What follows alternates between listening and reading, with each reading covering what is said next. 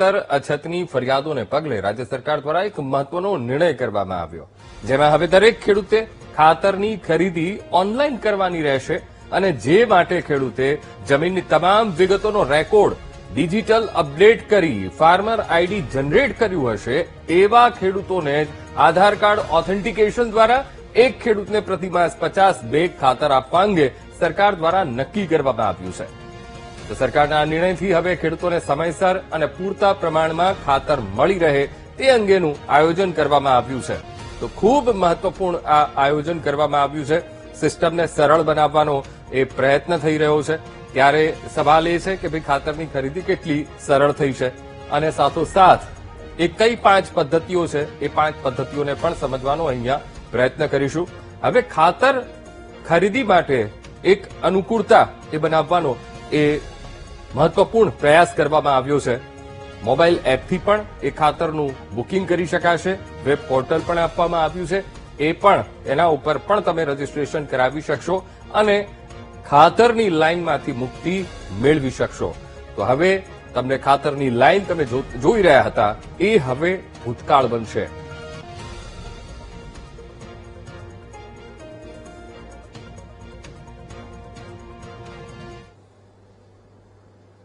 તો હવે ખાતર ખરીદીને ઓનલાઈન કરવાની એક આયોજન કરવામાં આવ્યું છે. એનું વેબ પોર્ટલ પણ રહેશે અને એક આખી અલગ એપ પણ ઉભી કરવામાં આવી છે.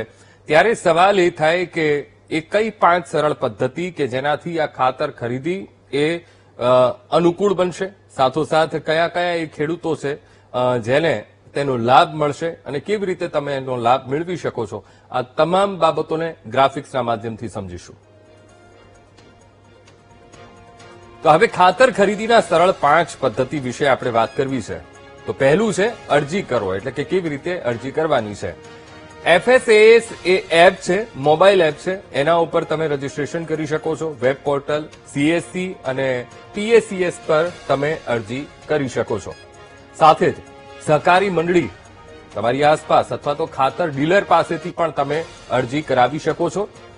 મહત્વપૂર્ણ બાબત છે કે આધાર કાર્ડથી તમારી નોંધણી તમારે કરાવવી પડશે.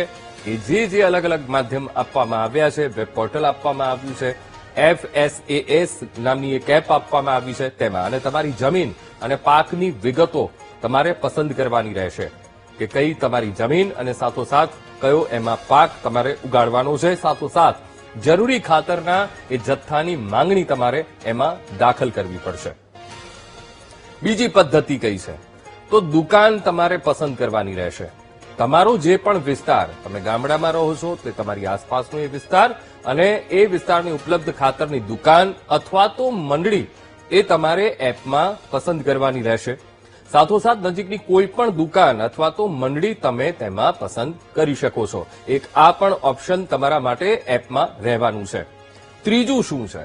તો ત્રીજું છે QR કોડ અથવા તો ટોકન નંબર તમારે મેળવવાનો રહેશે. એમાં તમે જ્યારે અરજી કરો છો અને અરજી કર્યા પછી QR કોડ અથવા તો તમને ટોકન નંબર મળશે, એ ટોકન નંબર જનરેટ થશે. હવે એ QR કોડ કે ટોકન નંબર અરજી તારીખથી 2 દિવસ માટે તમારી માન્ય રહેશે.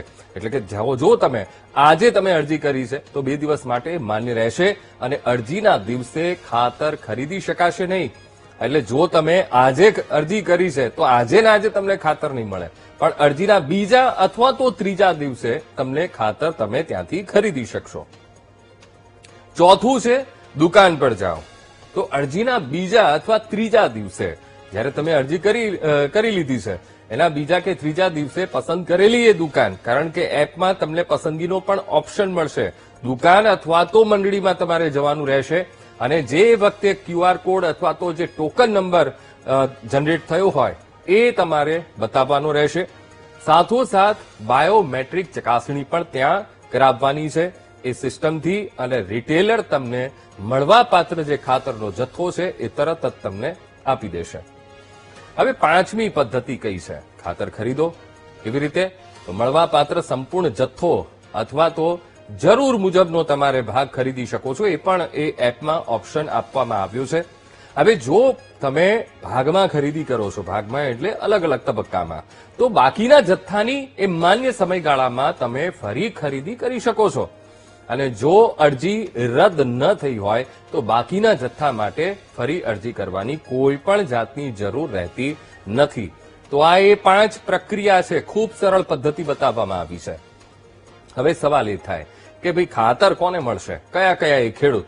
તો સૌથી પહેલા છે એ ફાર્મર કે જે આઈડી ધરાવતા ખેડૂત, ફાર્મર આઈડી ધરાવતા ખેડૂત, જે ખેડૂતે તેનું ફાર્મર આઈડી જનરેટ કર્યું છે અને તેમાં જમીનની વિગતો અપડેટ તેણે કરાવેલી છે. સાથોસાથ એવા ખેડૂતને ખાતર મળશે જેણે આ આઈડી જનરેટ કરાવી છે. બીજા છે વારસાઈ ન થયેલા ખેડૂત, ખેડૂતના પુત્ર એટલે કે વારસદારનું નામ એ જમીન રેકોર્ડમાં નથી.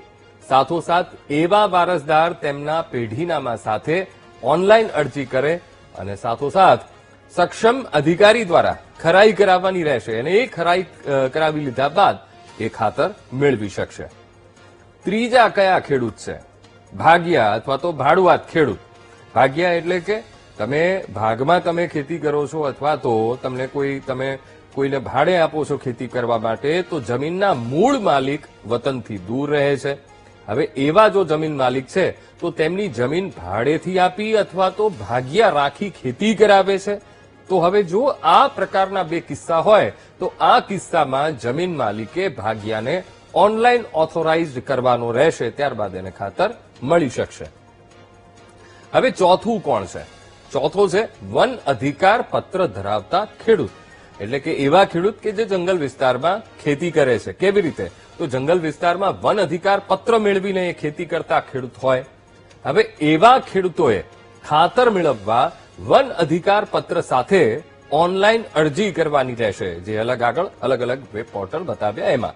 અને સક્ષમ જે અધિકારી છે અધિકારી દ્વારા એક ખરાઈ કરાવવાની રહેશે, ત્યારબાદ એમને ખાતર મળી જશે. પાંચમું છે મંદિરની જમીનમાં ખેતી કરતા ખેડૂતો. કોઈ એવા પણ ખેડૂતો હોય જે મંદિરની જમીનમાં ખેતી કરતા હોય. હવે કેટલાક કિસ્સામાં મંદિરને દાનમાં મળેલી એ જમીન હોય, ખેતી લાયક એ જમીન હોય, જેમાં ખેતી થતી હોય.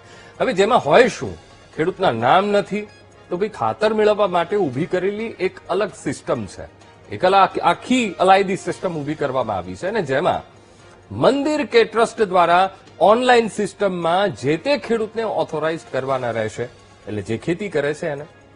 હવે છઠ્ઠું છે સંસ્થા કે ટ્રસ્ટની જમીનમાં ખેતી કરતા ખેડૂતો. હવે જે ટ્રસ્ટની જમીનમાં ખેતી કરે છે અથવા તો કોઈ એવી સંસ્થા છે અને એ સંસ્થાની જમીન પર ખેતી કરે છે, તો ટ્રસ્ટ દ્વારા ઓનલાઈન સિસ્ટમમાં જે તે ખેડૂતને ઓથોરાઇઝડ કરાવવાના એ રહેશે, એમને હક આપવો પડશે, ત્યારબાદ એમને ખાતર મળી જશે આ જ સિસ્ટમથી. સાતમું છે સરકારી વિભાગની કે યુનિવર્સિટીની જમીનમાં ખેતી કરતા ખેડૂતો. હવે કોઈ એવા પણ ખેડૂત હોય કે જે સરકારી વિભાગ હસ્તગત આવતી હોય, યુનિવર્સિટીના સંબંધિત અધિકારી દ્વારા ઓનલાઈન સિસ્ટમમાં જે તે ખેડૂતને ઓથોરાઇઝડ કરવાના રહેશે. આઠમું છે નામે કરાવવાની જે મહેસૂલી પ્રક્રિયા ચાલુ હોય એવા ખેડૂત. હવે કેટલાક કિસ્સામાં જમીન ખરીદીની પ્રક્રિયા એ ચાલતી હોય, વાતચીત ચાલતી હોય, ત્યારે મૂળ માલિક દ્વારા ઓનલાઈન સિસ્ટમમાં જે તે ખેડૂતને ઓથોરાઇઝડ કરવાના એ રહેશે. નવમું છે રાજસ્વ પટ્ટા ધારક ખેડૂતો.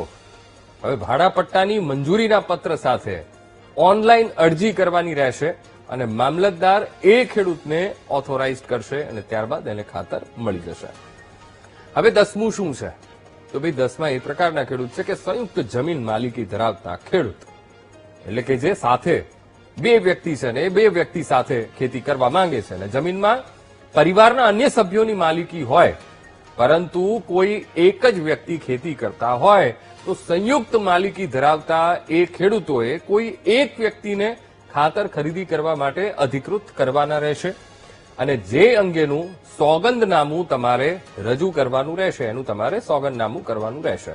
તો આ પ્રકારની એક પદ્ધતિ એ વિકસાવવામાં આવી છે કે જેનાથી ખેડૂતોને ખૂબ મોટો ફાયદો થશે. એટલે ભૂતકાળ શું બનશે? ત્યારે ખેતીની જે લાંબી લાંબી લાઈનો આપણે જોઈ રહ્યા હતા, એ બધી જ લાઈનોમાંથી ખેડૂતોને મુક્તિ મળશે અને એની વ્યવસ્થા એક ગોઠવી દેવામાં આવી છે. હવે પાયલોટ પ્રોજેક્ટ એ પણ શરૂ થઈ ગયો છે અને ખાસ તો મધ્યપ્રદેશમાં તો શરૂ થઈ ગયો છે, પણ ગુજરાતના નવસારીમાં પણ આ પાયલોટ પ્રોજેક્ટ એ શરૂ થઈ ગયો છે.